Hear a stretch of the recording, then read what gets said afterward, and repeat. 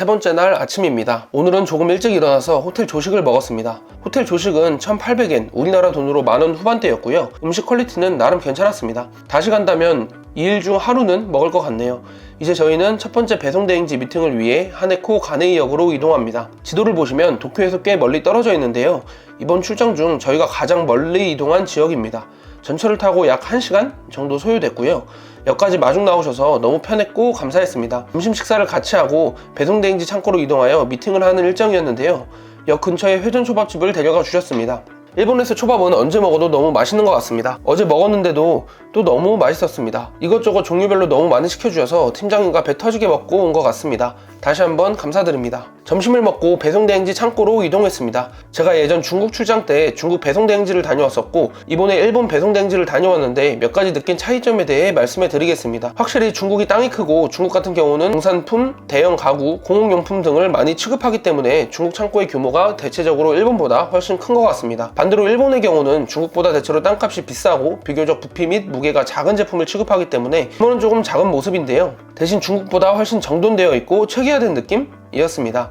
창고를 가볍게 구경한 후 회의실에서 담당자분과 본격적으로 미팅을 시작했습니다. 제품이 배송대행지 창고에 입고되는 시점부터 한국의 고객님 주소로 배송될 때까지의 전 과정 시스템과 그 과정에 있는 포워딩 업체에 대해 상세하게 설명해 주셨습니다. 이걸 들으니 나도 나중에 기회가 된다면 꼭 한 번쯤은 배송대행지를 운영해 봐야겠다는 생각이 들었어요. 되게 매력적인 사업이라고 느꼈고 또 원리가 비슷하기 때문에 일본이든 중국이든 한 국가만 발판을 잘 마련해 놓으면 국가별 확장도 가능하겠다는 생각도 들었습니다. 또 재포장, 하포장 등 부가 비용에 대해서도 배송대행지와 해외 구매 대행 업자가 모두 윈윈할 수 있는 방안에 대해서도 깊은 이야기를 나눴습니다. 이 창고에서 하루에만 수백 건의 물건들이 입고되고 출고되곤 하는데 어떻게 거의 오류 없이 작업이 가능한 건지 여쭤보았고 정말 세세하게 체계화되어 있는 배송대행지 시스템이 인상 깊었습니다.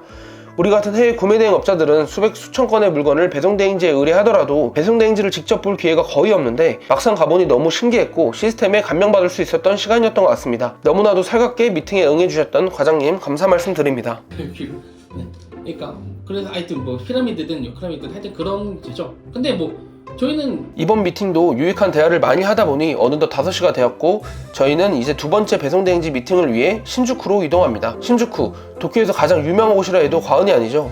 신주쿠의 밤 모습입니다. 건물도 많고 사람도 많고 술집, 음식점 등 모든 게 많습니다. 6시에 신주쿠에 있는 해산물 음식점에서 미팅을 하기로 했습니다. 제가 술을 좋아한다고 말씀드리니 술 3시간 무제한 코스로 예약해 주셨더라고요. 일본 와서 느낀 건데 일본은 술 몇 시간 무제한 이런 게 많은 것 같습니다. 술 좋아하는 분들에겐 다양한 일본 술을 종류별로 맛볼 수 있는 제도니 한 번쯤은 이용해 보시면 좋을 것 같습니다. 미팅 장소에 도착했습니다. 이번 일본 출장 때 초밥은 많이 먹었지만 정작 회는 처음 먹어보는 것 같아요. 저는 워낙 가리는 음식 없이 다 좋아하지만 역시나 맛있었습니다. 무엇보다 이번 식사는 일본 와서 제가 가장 술을 많이 먹었던 자리인 것 같은데요. 배송대행지 대표님께서 너무 재밌으시고 대화 코드도 잘 맞다 보니 3시간이 순삭이었던 것 같습니다. 3시간이 모자라서 양해를 구하고 한 30분 정도 더 대화를 나눴던 것 같아요. 이번 미팅 배송대행지의 경우 현재 제가 주력으로 사용하고 있는 배송대행지인데요.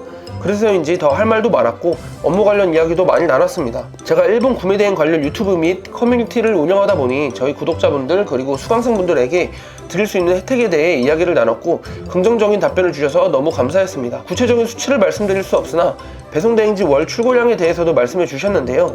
같이 협력하여 배송대행지 목표 월 출고량도 측정하며 양측 아주 생산적인 대화를 많이 하고 왔네요. 아까 말씀드렸듯이 일본 창고가 일본적으로 조금 협소하다 보니 창고를 방문하지 못한 게 조금 아쉽지만 지금 준비하고 계시는 다른 창고가 또 있다고 하여 다음에는 그 창고로 초대해 주신다고 하셨습니다. 박수라고 늦은 시간까지 미팅에 응해주신 대표님 감사 말씀드립니다.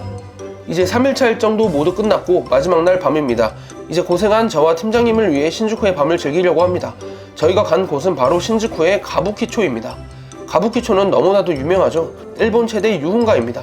저는 아직 젊어서 그런지 이런 곳에 호기심이 너무 많습니다. 물론 저희가 유흥을 즐기러 간 것은 절대 아닙니다. 가부키초 거리를 한번 쭉 구경했고 저희가 갈 곳은 바로 가부키초 타워입니다. 가부키초 타워는 개장일이 23년도 4월로 신주쿠의 아주 따끈따끈한 신식 핫플이라고 합니다. 호텔, 레스토랑, 영화관, 사우나, 게임장 등 수많은 것들이 있고 저희는 2층과 3층에서 놀았습니다. 3층부터 갔는데요. 3층에서 가차라고 하죠. 뽑기랑 게임기가 매우 많았습니다. 가차에 환장하는 저희 팀장님을 위해 한 바퀴 쭉 돌았고요. 이후에는 2층으로 내려와서 마지막 날 밤 술자리를 즐겼습니다. 여기 완전 핫플이죠.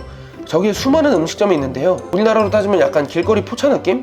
한종일 음식점이 모두 있었습니다. 잘 모르니 저희는 그냥 아무데나 들어가서 3가지 음식을 시키고 맥주를 마셨습니다. 정말 배 터지게 먹기만 하는 것 같네요. 근데 여행 와서 먹는 음식은 뭐든지 맛있는 것 같습니다. 어느덧 새벽 2시 정도가 되었고 마지막 날 밤이라 그런지 부담 없이 논 것 같네요. 택시를 타고 호텔에 가고 있습니다. 일본 택시 비싼 거 너무나도 유명하죠. 신주쿠에서 저희 호텔까지 약 20분에서 25분 정도 걸린 것 같은데 택시비가 5만원에서 6만원 정도 나온 것 같아요. 정확히는 모르지만 체감상 한국의 3배 정도는 되는 것 같습니다. 여튼 오늘 일정도 무사히 마쳤습니다. 호텔에서 푹 자고 내일 뵙도록 하겠습니다. 마지막 날은 숙취 이슈로 인해 체크아웃 시간을 꽉꽉 채워 11시에 나왔습니다. 오늘 일정은 쇼핑과 소싱이기 때문에 짐은 호텔에 맡기고 나왔습니다. 저희는 이제 긴자로 이동합니다. 긴자 또한 너무나도 유명하죠. 바로 도쿄 최대의 쇼핑지입니다. 긴자는 도쿄 중심부에 위치해 있으며 저희 호텔과도 매우 가까웠습니다. 대중교통으로 한 20분 정도 걸렸던 것 같아요. 먼저 저희는 이토야 긴자점에 방문했습니다. 이토야는 도쿄에 본점을 둔 일본 고급 문구 전문점입니다. 저희가 여기에 왜 왔을까요? 바로 소싱 때문이죠. 여기서 팁, 일본 구매 대행으로 필기구도 매우 잘 팔립니다. 우선 고급 만년필이 매우 유명하고요. 국내에 재고가 없는 펜텔 같은 브랜드도 매우 잘 팔립니다. 이토야 긴자점에는 어린 학생들이 정말 많았고 한국인도 꽤 많이 보였던 것 같습니다. 이토야를 뿌시고 이제 산리오 갤러리 긴자로 이동합니다. 산리오도 일본 구매 대행으로 핫한 거 아시죠? 꼭 참고 바랍니다. 물론 소싱의 이유도 있지만 저희 팀장님 사심을 채우기 위해 간 것도 있는 것 같습니다. 말은 안 했는데 비밀이에요. 그리고 산리오 같은 경우는 아무래도 캐릭터다 보니 어린이 제품으로 분류되는 경우가 많으니 이 부분은 유의하시면 좋을 것 같습니다. 이제 긴자에 있는 야끼니쿠 집으로 식사를 하러 갑니다. 또 야끼니쿠냐고요? 네, 맞습니다. 고기를 너무 좋아한 나머지 2번은 먹어야겠더라고요. 이번에 근데 야끼니쿠 코스 요리 전문점입니다. 바로 우시고로 긴자 나미키 도리점입니다. 먼저 코스 음식 안내표입니다. 한국 코스 요리 안내표랑 비슷해요. 나오는 순서대로 음식이 적혀 있고요. 영어가 써 있어서 나름 편했습니다. 주요 음식만 몇 개 소개해 보겠습니다. 첫 번째 음식입니다.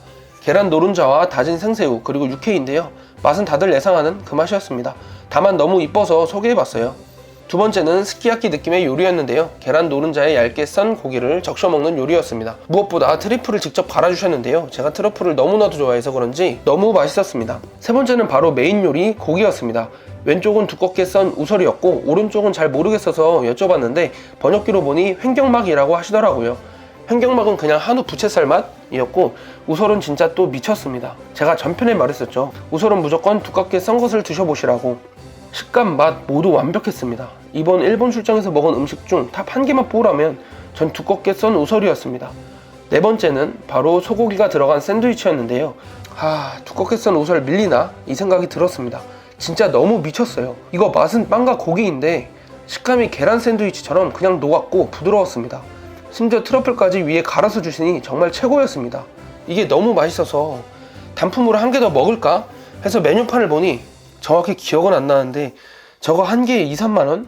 심지어 트러플까지 올리면 한 4만원 정도 했던 것 같았는데 바로 메뉴판을 닫았습니다. 여기서 또 나오는 코스 요리의 단점, 코스 요리 먹고 집 가면 라면을 끓여 먹어야 한다는 점.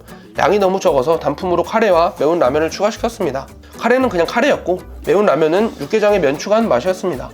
하여튼 긴자에 있는 우시고로 너무 맛있었고 만족했습니다. 가격은 1인당 15,000엔, 한국 돈으로 15만원 정도였는데 한국 코스 요리와 비교해보면 적어도 비싸다는 생각은 안 들었습니다. 식사를 마치고 나왔는데요. 역시 긴자는 긴자입니다. 정말 모든 명품샵들이 다 모여 있었습니다. 샤넬, 까르티에, 티파니 앤코, 그리고 디올, 루이비통, 보테가 베네타, 구찌, 에르메스 등 온갖 명품들이 다 있었습니다. 저는 명품 구매 대행을 하지 않고 쇼핑에도 관심이 없기 때문에 명품 매장에 가지는 않았지만 요즘 일본에 엔저 연성과 텍스프리가 겹쳐서 그런지 명품 매장에 사람이 엄청 많았습니다. 명품 구매 대행에 관심이 있거나 명품 쇼핑에 관심이 있는 분들은 긴자에 와서 명품 쇼핑하는 거 강추합니다. 일본 명품 매장에 와서 예물을 맞추는 경우도 꽤 있다고 합니다. 번외로 느낀 건데 역시 명품 매장은 다르긴 다르더라고요. 건물부터가 엄청 화려했습니다. 이제 마지막으로 소싱을 하러 갑니다. 저희가 일본 구매 대행으로 아직 패션을 하고 있지는 않지만 올해 중순부터 패션을 도전해볼 생각이라 패션 쪽 매장에 갔습니다.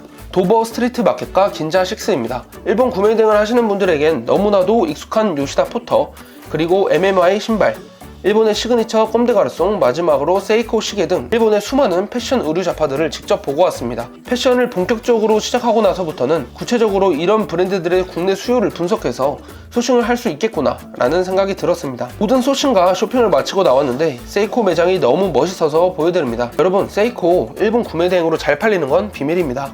이제 진짜 끝이네요. 호텔에서 짐을 찾고 하네다 공항으로 이동하고 있습니다. 반반이었어요.